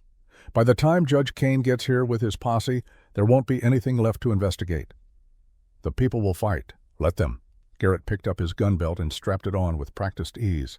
"Most of them are sheep. Will run at the first gunshot. The ones who stand well." He checked his revolver, the metal gleaming in morning light. "That's what we brought extra ammunition for." Reese grinned the expression, making him look like a wolf that had just spotted wounded prey. "When do we start?" "Now." Garrett pulled on his coat, the one with the fake sheriff's badge pinned to the lapel. "While that girl's still in Silver City congratulating herself, while Jack Stone's still at his ranch thinking he's safe. We hit fast and we hit hard, and we don't leave anything standing." He walked out of the office into sunlight that seemed too bright for the darkness he was about to unleash. 10 men waited in the street, all of them armed, all of them willing to murder for the wages Garrett paid. Not lawmen, not even pretending anymore, just killers doing what killers do best. "Gentlemen," Garrett's voice carried clear across the morning air, "we're about to engage in what the military calls a scorched earth campaign. Everything burns. Everyone who might testify against us dies. By sunset, Cedar Hollow will be ash and memory." Any questions? None of the men spoke. They didn't need to. They'd been paid to follow orders, and follow orders they would right up to the moment those orders led them to hell. Then let's remind this territory what happens when people cross Frank Garrett. Jack Stone was mending fence on the north pasture when he saw the smoke. At first he thought it was just a campfire, maybe cowboys from a neighboring ranch passing through, but smoke grew thicker, darker, rising in a column that spoke of something bigger than any campfire, something catastrophic.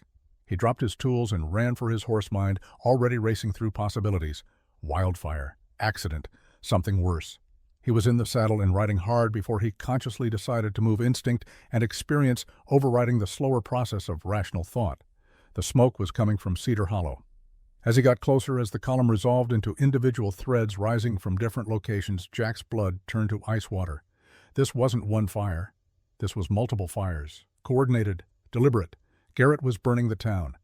Jack pushed his horse harder, riding with reckless speed across country that could break a leg or snap a neck if you misjudged even slightly. But he didn't misjudge. Years of riding this land had taught him every rock, every gully, every safe path through dangerous terrain. He crested the final ridge and saw Cedar Hollow spread below him like a vision of hell. The general store was already engulfed flames, climbing 40 feet into the air. The church was burning. 3 houses on the east side were nothing but smoke and collapsing timber. And in the middle of the main street, Frank Garrett sat on his horse, directing his men like a general commanding troops. People were running, screaming, some fighting the fires with buckets that did nothing against flames fueled by kerosene and malice. Others were trying to save possessions, dragging furniture and clothes into the street while their homes burned behind them. Children cried. Women shouted for missing husbands. Men stood helpless before destruction too vast to fight. Jack didn't hesitate, didn't stop to count guns or calculate odds. He just rode straight down into that burning town like the ranger he used to be, the man he'd been before grief and loss had taught him to hide. He pulled up beside Mrs. Sarah Wells, who was standing in front of her burning store with tears cutting tracks through soot on her face. "Mrs. Wells, where's everyone gathering?" She pointed toward the church with a trembling hand. "Reverend Matthews is trying to organize, but Garrett's men are everywhere. They're shooting anyone who fights back." Jack's jaw tightened. "How many dead?" "3 that I know of. Maybe more." Her voice broke. "Jack, what are we going to do? He's killing us. He's burning everything." "No, he's not." Jack pulled his rifle from its scabbard. "Because I'm going to stop him. But I need your help. Can you get people organized? Get them to the church. Create a perimeter. Anyone who can hold a gun, arm them. Anyone who can't, get them inside where they're protected." Something in his voice, some echo of command from his ranger days, cut through her panic. She straightened, wiped her eyes, nodded once. "I can do that." "Good, because Judge Kane is coming with a federal posse. We just have to hold until he gets here." Jack wheeled his horse toward the church. "Tell everyone. Help is coming. We just have to survive until it arrives." He rode through burning streets, making the same speech to everyone he passed. "Help is coming. Hold on. Fight back. Don't let this murderer win." And slowly, gradually, the panic started to transform into something else. Determination, anger, the kind of fury that turns sheep into wolves when their families are threatened. By the time Jack reached the church, Reverend Matthews had gathered maybe 30 people. Men, women, even a few teenagers old enough to understand what was at stake. They looked scared, exhausted. But they also looked ready to fight. "Reverend," Jack dismounted, "how many guns you got?" 15 rifles. Handful of revolvers. Not much ammunition." The old preacher's face was grim, but steady. "Garrett's got twice our numbers and 10 times our firepower. Numbers don't win fights. Will does." Jack started organizing defensive positions with the efficiency of someone who'd done this before. "We hold this church, create overlapping fields of fire, make them pay for every inch they try to take. We don't have to win. We just have to not lose long enough for the cavalry to arrive." He was positioning shooters on the second floor when he heard the voice that made his heart stop. "Need an extra gun." Jack spun around and saw Em standing in the doorway, rifle in hand, Cole Morgan right behind her. She looked like she'd been dragged behind a horse for 40 miles, covered in dust, swaying with exhaustion. But her eyes were clear and hard and absolutely certain. "You're supposed to be in Silver City. Got your telegram." Em walked forward with steps that looked steady through sheer force of will. "Rode all night and most of the day to get here. Judge Kane's following with 20 federal marshals. Should arrive by tomorrow afternoon." Tomorrow afternoon. Jack felt relief and despair in equal measure. "We have to hold that long." "Then we hold that long." Em moved to a window and looked out at the burning town. At Garrett and his men destroying everything they could reach. At the smoke rising like funeral pyres into an indifferent sky. "My father died for this town. I'm not going to let his death mean nothing." She turned and looked at the assembled defenders. Shopkeepers and ranchers. Wives and daughters. Old men who'd fought in the war and young men who'd never fired a shot in anger. All of them scared. All of them determined. "Frank Garrett thinks he can burn you out. Thinks he can murder witnesses and destroy evidence and walk away from his crimes like they never happened." Em's voice was young, but it carried filling the church with conviction that transcended her years. "He's wrong, because my father taught me something before he died. He taught me that evil only wins when good people give up, when they decide comfort is more important than justice, when they choose to run instead of stand." She raised her rifle. "I'm Tom Carson's child. I don't run, and I'm asking you, all of you, to stand with me, to hold this ground, to show Garrett and every killer like him that ordinary people, when they've had enough, are the most dangerous force in the world." The silence that followed was profound. Then Reverend Matthews stepped forward. "The girl's right. We've let Garrett terrorize us for too long. Let him murder our neighbors and steal our land, and pretend to be the law while breaking every law that matters." The old preacher picked up a rifle, checked the action with hands that remembered war. Time to remind him that this is our town, our home, and we'll defend it to our last breath if that's what justice requires. One by one the others nodded, gripped their weapons tighter, found positions at windows and doorways, transformed from frightened civilians into something more, something dangerous. Jack looked at Em and saw Tom Carson looking back at him through his daughter's eyes, saw the lawman who'd never backed down from a fight, who'd taught his child to stand when standing mattered most. "Tom Carson raised you right, Em," he said quietly. "Now let's make sure his town survives long enough to see his killer hang." Outside, Frank Garrett saw the defenders gathering at the church, saw ordinary people who should have run instead preparing to fight. And for the first time since this started, doubt crept into his certainty. Not fear, not yet, but the beginning awareness that maybe, just maybe, he'd underestimated what people would do when you backed them into a corner with nothing left to lose. He raised his hand and signaled his men forward. The real battle was about to begin. Garrett's first assault came at noon, when the sun was high enough to make shadows short and aim difficult. 15 men on horseback riding hard toward the church with rifles blazing, trying to overwhelm the defenders through sheer volume of fire. They came expecting frightened townspeople to break and run at the first gunshot. They were wrong. Em took position at the second-floor window. Jack had assigned her the Winchester steady against her shoulder. She waited until the riders were 60 yards out, well within range, but not so close they could scatter if things went badly. Then she sighted on the lead horse and fired. The animal went down not dead, but stumbling with a bullet through the muscle of its shoulder, exactly what she'd aimed for. The rider tumbled into the dirt, unhurt but weaponless. Em worked the lever action and fired again another horse, another controlled shot that wounded but didn't kill. All along the church perimeter, other defenders opened up. Most weren't marksmen. Their shots went wide or hit nothing but air. But the sheer volume of fire was enough to make the attackers reconsider the wisdom of charging a fortified position held by desperate people. The assault broke apart like waves hitting stone. Garrett's men wheeled their horses and retreated out of rifle range, leaving 3 wounded men crawling through the dirt toward cover. Em watched them go with satisfaction that felt cold and hard in her chest. First blood, first victory. Proof that ordinary people could fight back when they remembered they had strength in numbers. "Good shooting." Jack appeared beside her, reloading his own rifle with practiced efficiency. "You dropped 2 horses without killing them. That takes skill most grown men don't have. Pa taught me that every bullet matters, that killing should always be the last option, not the first." Em's hands were steady as she reloaded, muscle memory taking over while her mind stayed focused on the street. Those men out there are following Garrett's orders, some because they're evil, some because they need the money, but all of them are still people, still somebody's son or brother or father. "You got a kind heart for someone who just fought off 15 killers. Kindness and weakness aren't the same thing." Em met his eyes. "Pa taught me that too. You can show mercy without being merciful to evil, can choose not to kill without refusing to fight." Jack nodded slowly, seeing again the ghost of Tom Carson in this remarkable child. "The marshal raised you right, Em. Raised you to be hard when hardness matters and soft when softness serves better. That's a rare thing in this territory." The second assault came an hour later.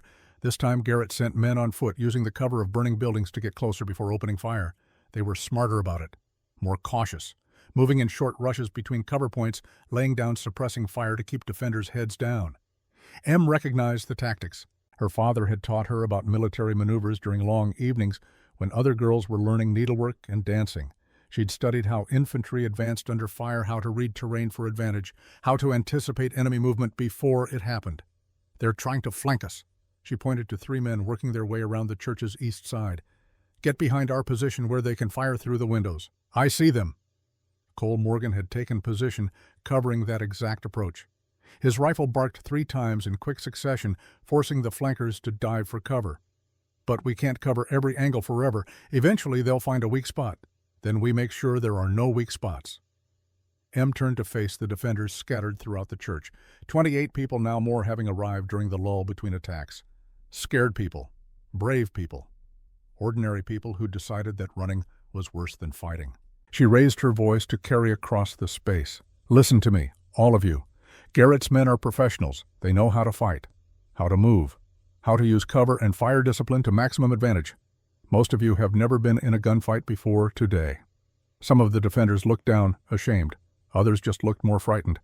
"But you have something they don't have." M's voice grew stronger, more certain. "You're fighting for your homes, your families, your right to live free from men who think might makes right. Garrett's killers are here for money. You're here because losing means watching everything you love burn." She moved to the center of the church, commanding attention without demanding it.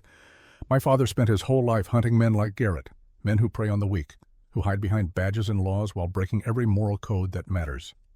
And you know what he learned in 30 years of fighting evil? Silence. Every eye on her. He learned that courage isn't the absence of fear. It's acting despite fear because the alternative is unacceptable. He learned that one person willing to stand can inspire a dozen others to find their own courage. He learned that ordinary people, when they've had enough, are the most dangerous force any tyrant will ever face. Em picked up her rifle. "Frank Garrett killed my father 3 days ago, shot him in the back like the coward he is. And before that, he killed 12 of your neighbors, good men who refused to sell their land at prices that amounted to theft. He's killing you now, burning your town, destroying your lives, all because one 12-year-old girl had the audacity to survive and bring evidence to a judge who actually cares about justice." She paused, letting the words sink in. "But here's what Garrett doesn't understand. Here's what every tyrant throughout history fails to grasp until it's too late. You can burn buildings, you can steal land, you can even kill the people who stand against you. But you can't kill the idea that some things are worth fighting for. You can't destroy the human spirit's refusal to accept tyranny as inevitable." Mrs. Sarah Wells stood up from behind a pew, her face smudged with soot, but her eyes clear. "What do you need us to do? I need you to remember who you are." M's voice was gentle now, almost kind.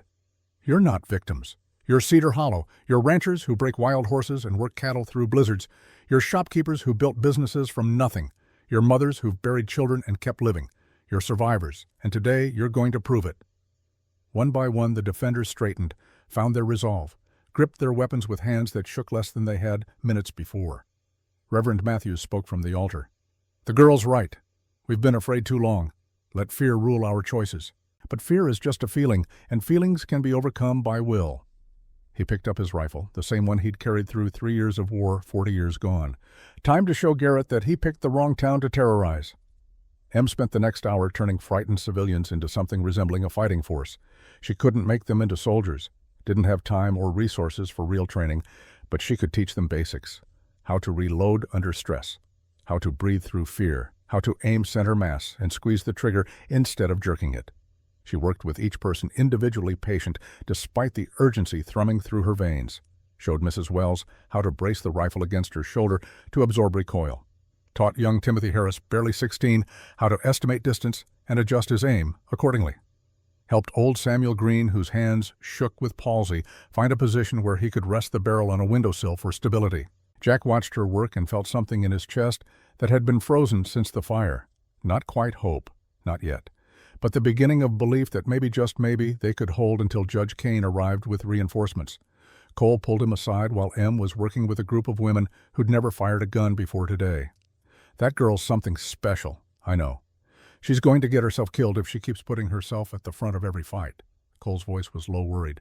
12 years old, Jack. Just a child, no matter how much her father taught her. She stopped being just a child the day they tied her up in that barn. Jack kept his eyes on Em, watching her demonstrate proper trigger discipline to a seamstress who looked terrified of the weapon in her hands. Maybe she never was just a child. Tom Carson raised a warrior. We don't get to tell her to hide just because her courage makes us uncomfortable. She's going to get hurt. Probably. Jack's jaw tightened. But she's also going to save lives. Inspire people who'd otherwise give up. Show this town what it means to stand for something that matters. He paused. And if she gets hurt doing that, she'll heal knowing she made a difference. That's more than most people can say at the end of their lives, let alone at 12 years old. The third assault came at dusk when the fading light made aim uncertain and shadows could hide approaching killers. This time Garrett coordinated the attack better. Men on 3 sides firing in volleys to keep defenders pinned while others advanced under covering fire. Professional tactics executed by professional killers who'd done this before. Em saw the strategy developing and made instant calculations. They couldn't hold 3 sides simultaneously with their limited numbers. Had to concentrate force where it would do the most good. Had to make hard choices about which positions to reinforce and which to abandon. "Pull everyone back from the east windows," she called out to Jack. "Concentrate on north and south approaches. Let them have the east side if they want it. We'll create a kill box when they try to come through." Jack understood immediately, smiled despite the circumstances. You think like a general. I think like my father's legacy. M positioned defenders to create overlapping fields of fire covering the east entrance. Pa used to say that sometimes retreating is the smartest advance you can make. Give your enemy what they think they want, then make them regret taking it. Garrett's men came through the east windows thinking they'd found a weak point, poured into the church expecting to catch defenders from behind. Instead, they found themselves in a corridor with rifles aimed at them from 3 directions and nowhere to hide. The gunfight lasted maybe 30 seconds. M fired twice, both shots carefully placed to wound and warn. Jack and Cole fired with deadly precision, dropping 2 men before the others realized the trap and scrambled back out the windows they'd entered through. When the smoke cleared, 2 of Garrett's killers lay dead on the church floor. 3 more were wounded badly enough they couldn't retreat. The defenders had taken casualties too. Old Samuel Green had been shot in the leg. Mrs. Wells had taken a graze across her arm that bled freely but wasn't serious. But they'd held, driven back an assault by trained killers through nothing but courage and refusal to break. The wounded attackers were disarmed and tied with rope from the supply closet. Doc Reed, who'd returned from Cedar Hollow during the second assault with more wounded townspeople to tend, worked on their injuries with efficiency that bordered on coldness. I took an oath to heal, she said when one of the prisoners cursed her for being too rough. Didn't say anything about being gentle with men who murder children. Night fell over Cedar Hollow like a shroud. The fires had mostly burned themselves out, leaving skeletal remains of buildings that had stood for decades. The main street looked like a war zone. Bodies of Garrett's men who'd fallen during the assaults lay where they'd dropped no one willing to risk recovery under potential sniper fire. M stood at a window watching the darkness rifle ready, but mind elsewhere. She was thinking about her father, about the lessons he'd taught her that had kept her alive today, about the way he'd believed that ordinary people were capable of extraordinary courage when circumstances demanded it. Jack found her there, brought her coffee and bread that someone had scrounged from the church kitchen. You need to eat. Keep your strength up. I know. M took the offerings but didn't consume them immediately. Just held the warm cup, letting the heat seep into hands that had grown cold despite the lingering warmth of the day. Jack, can I ask you something? Anything. When you lost your family, when the fire took them, how did you keep going? Her voice was small, younger than it had been all day. How did you wake up the next morning knowing they were gone and keep breathing anyway? Jack sat down beside her, his own coffee cooling between weathered hands. I didn't, not at first.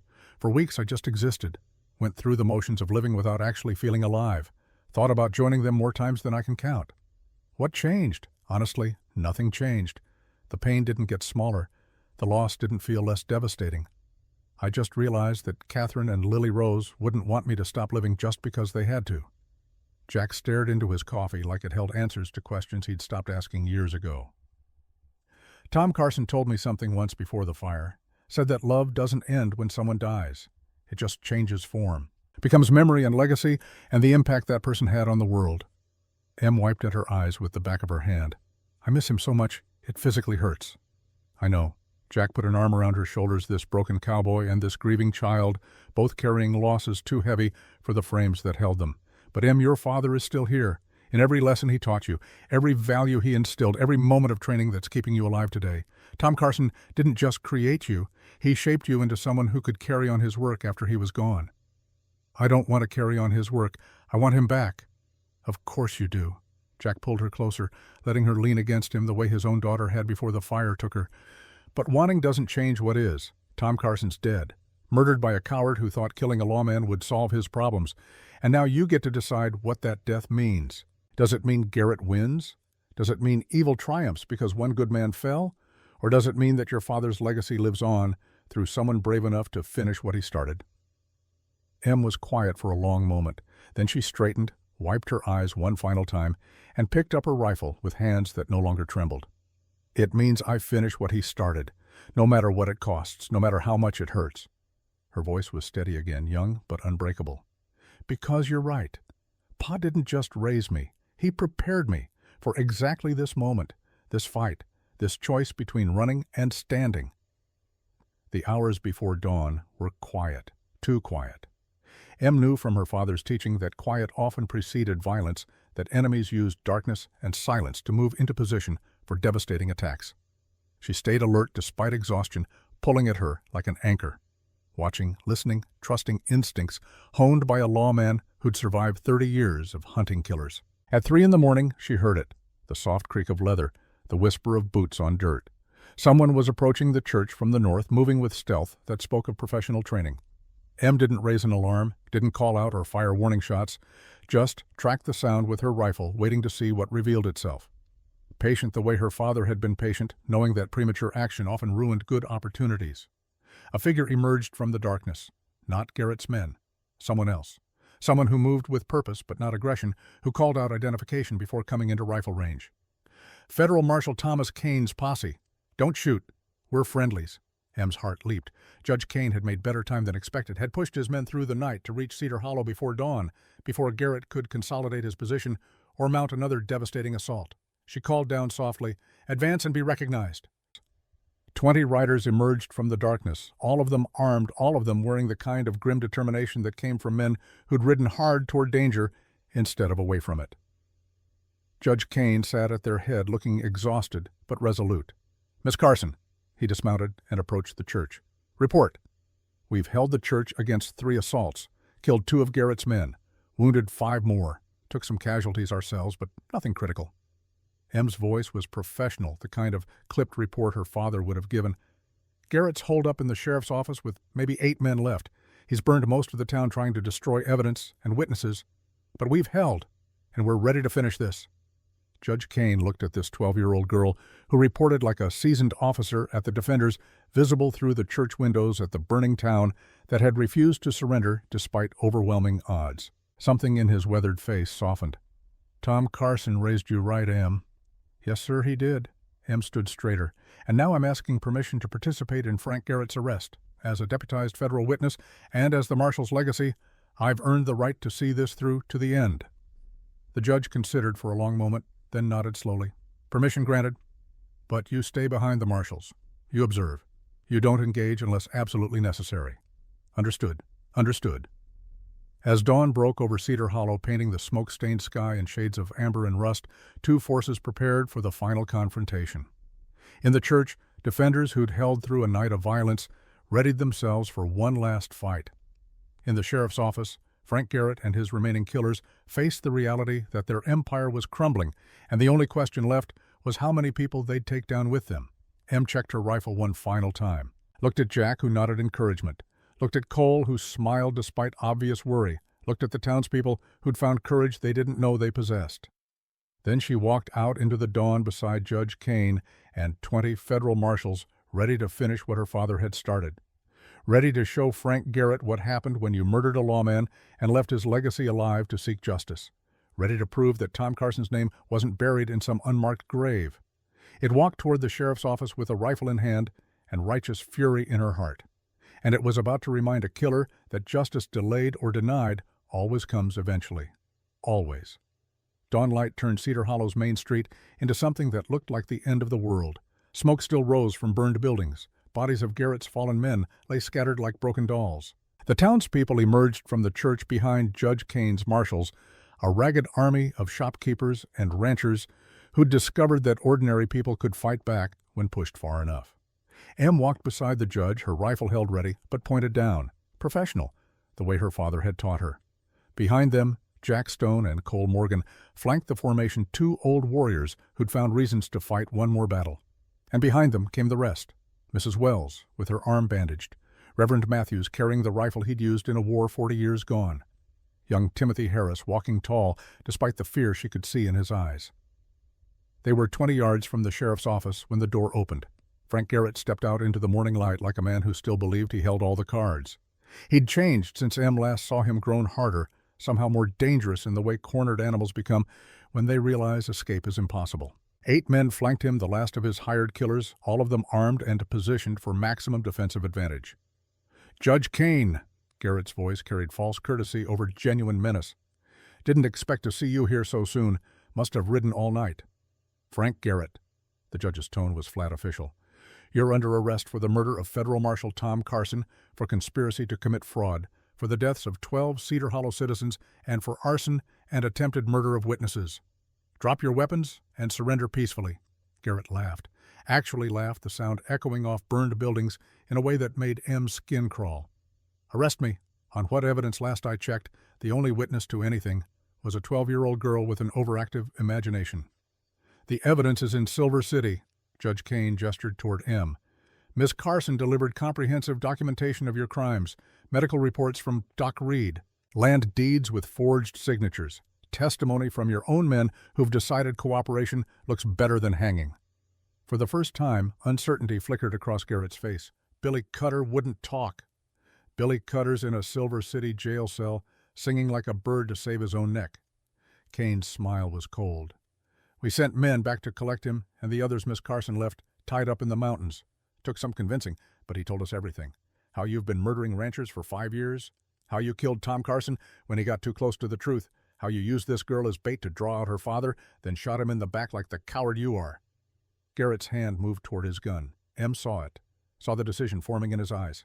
The calculation that death in a gunfight was preferable to hanging in front of a crowd. She'd seen her father read men like this, had learned to recognize the moment when someone chose violence over surrender. Don't. Her voice cut through the tension, young but absolute.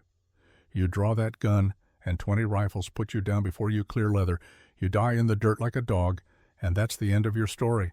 No trial, no chance to speak your piece, just blood and dirt and people forgetting you existed before the week's out. Garrett's eyes locked onto hers. Tom Carson's legacy. Still alive when you should have died in that barn. Still alive because you underestimated what a federal marshal's child can do when you murder her father. Em stepped forward, and Judge Kane didn't stop her. Neither did Jack. They understood that this moment belonged to her. You thought killing Tom Carson would end the threat. Thought a 12-year-old girl was no danger to your empire. She raised her voice, addressing not just Garrett, but the townspeople gathering behind the marshal formation. More were emerging from hiding spots drawn by the confrontation like moths to flame. People who'd lost homes, lost neighbors, lost any sense of safety in a town that had been poisoned by one man's greed. Frank Garrett murdered my father 3 days ago on the road to Silver City, shot him twice in the back and left him to die alone. Em's voice shook with emotion she didn't try to hide. But before that, he murdered 12 of your neighbors, good men who refused to sell their land at prices that amounted to theft, staged their deaths to look like accidents while he forged deeds and stole everything they'd built. Garrett's face had gone pale. You can't prove any of that. Em reached into her jacket and pulled out a small leather journal. Her father's journal, the one she'd found hidden in his belongings, the one that documented 5 years of investigation into Garrett's crimes. She held it up for everyone to see. My father documented everything, every death, every forged deed, every piece of evidence he gathered, proving you're nothing but a thief and a murderer hiding behind a badge you stole. Her voice grew stronger. He died, bringing this evidence to Judge Kane. Died because you knew the truth was going to destroy you. Died protecting people he'd never met, because that's what lawmen do. She paused, letting the words sink into every person watching. But Tom Carson didn't die for nothing. Because he raised someone who knows how to finish what he started, who knows that justice matters more than fear, who learned from the best lawman in 3 territories that some fights are worth having even when the odds look impossible. Mrs. Wells stepped forward from the crowd, her burned store behind her, her arm bandaged from the fighting, her face set with determination that transcended fear. The girl's right. We've let Garrett terrorize us too long, let him murder our neighbors and steal our land because we were too scared to stand together. She looked at the other townspeople. But I'm done being scared. I'm done letting evil men win just because fighting back is hard. She moved to stand beside Em, this shopkeeper who'd found courage in a 12-year-old girl's refusal to surrender. I stand with Tom Carson's legacy. Reverend Matthews stepped forward next. As do I. The marshal died defending this town. The least we can do is stand with his child when she seeks justice for his murder. One by one, others joined them. Young Timothy Harris, old Samuel Green despite his wounded leg, the seamstress who'd learned to shoot yesterday, the rancher who'd lost his brother to one of Garrett's staged accidents. They formed a line beside Em, not a mob, but a community finally united against the tyrant who'd divided them.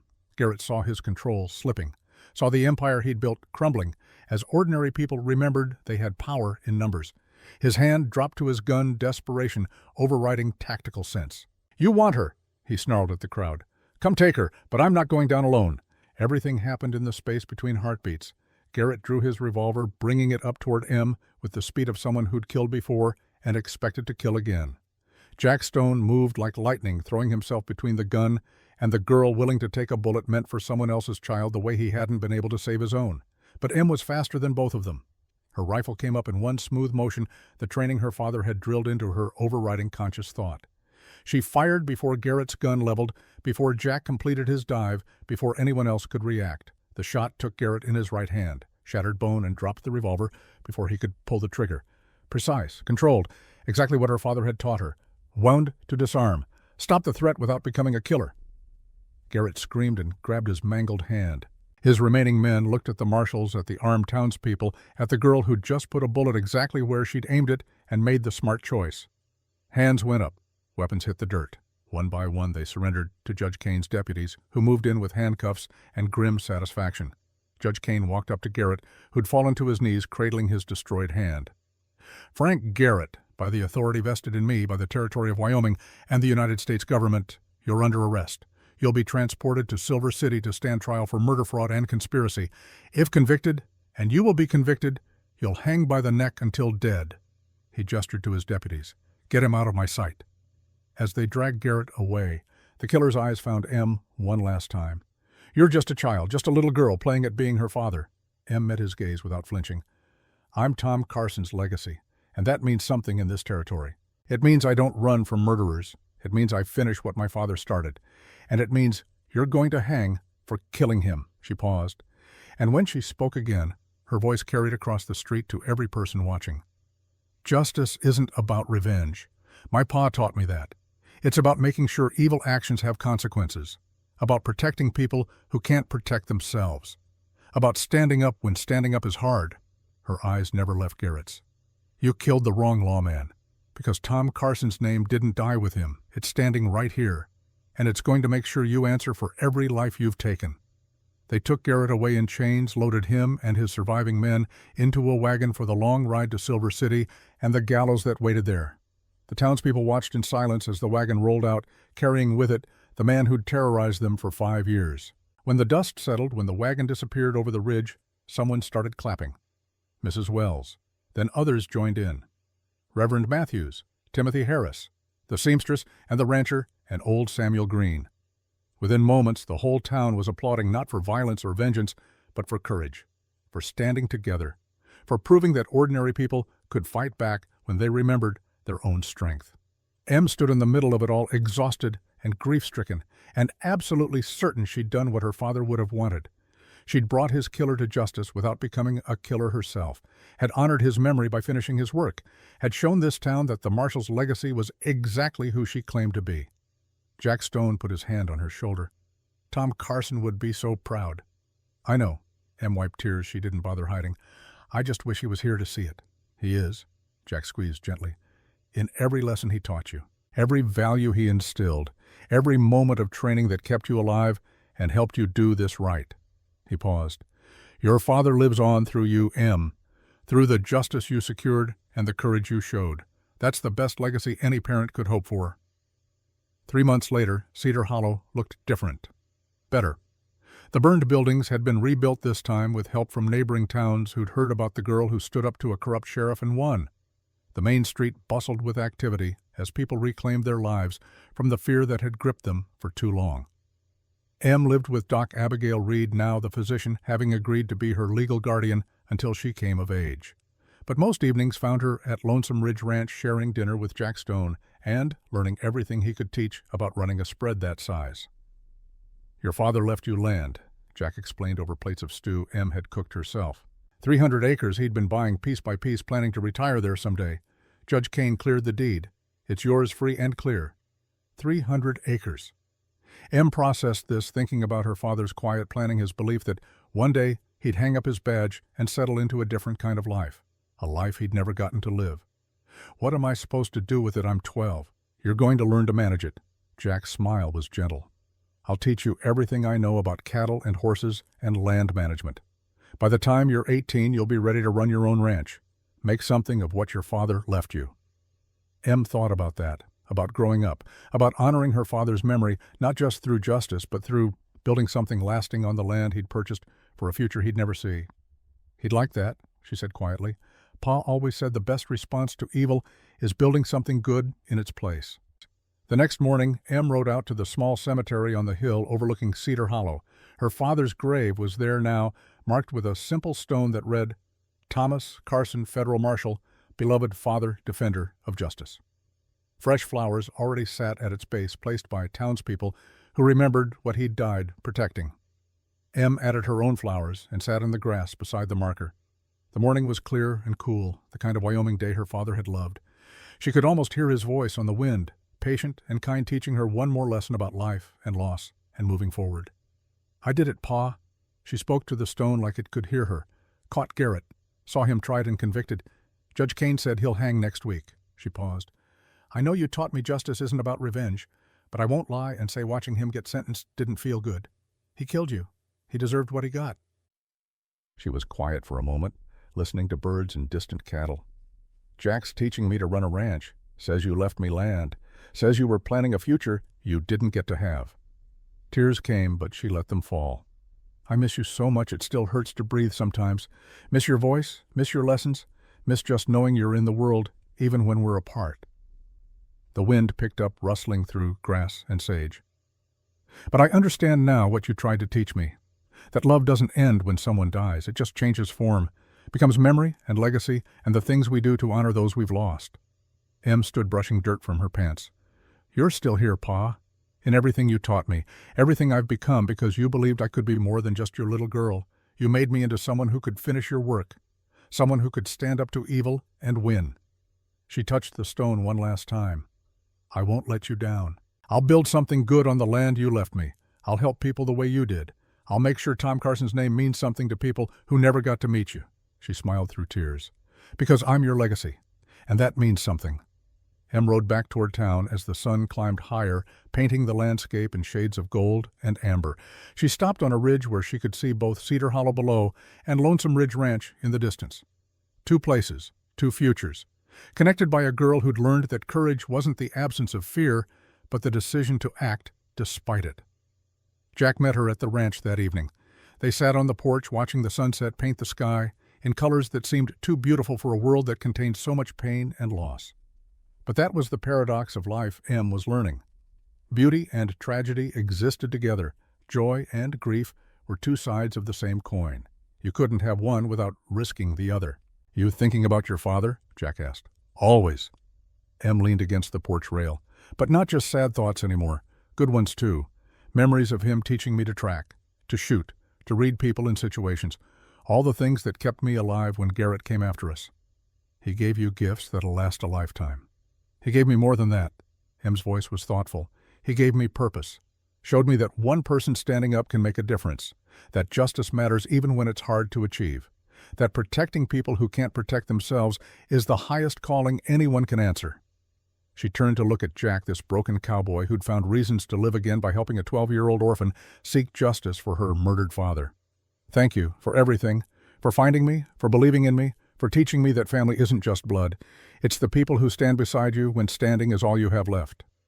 Jack pulled her into a hug, this child who'd saved his life by giving him purpose, by reminding him that hiding from the world was just another kind of death. You're welcome, Em, and thank you for reminding me why I became a ranger in the first place, why I spent 20 years fighting for justice before grief made me forget what mattered. He held her at arm's length.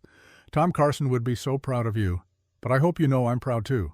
Proud to know you, proud to help you become whoever you're meant to be.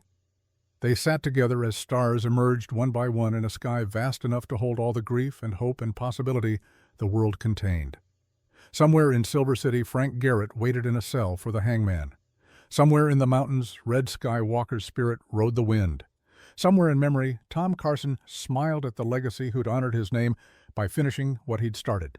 And here on this porch, a girl who'd been forced to grow up too fast found moments of peace between the battles, found reasons to keep living despite losing the person she loved most, found purpose in protecting others the way her father had protected her. Emma Carson was 12 years old. She'd faced killers and won. She'd brought justice to a corrupt town.